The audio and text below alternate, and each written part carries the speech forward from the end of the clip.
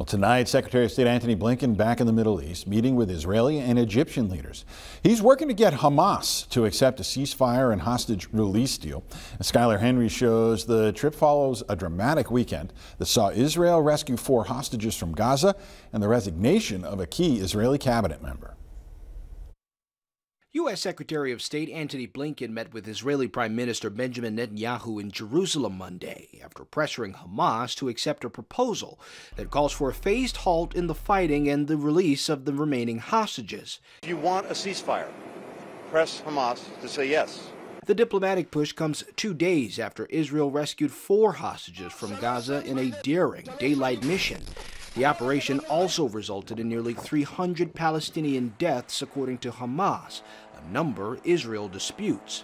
Separate from the wider ceasefire proposal, a source briefed on the negotiations tells CBS News the U.S. and Qatar are discussing an arrangement with Hamas to release the remaining American hostages.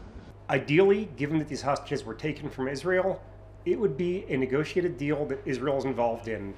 If that doesn't happen, and other countries have to be involved in doing smaller deals, then whatever it takes to get the hostages out. Blinken's visit also comes a day after a key member of Israel's war cabinet resigned.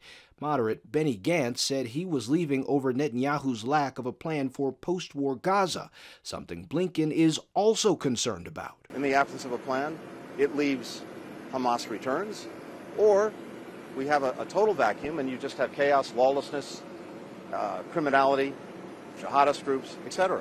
Blinken says there needs to be a plan for security, governing, and the reconstruction of Gaza.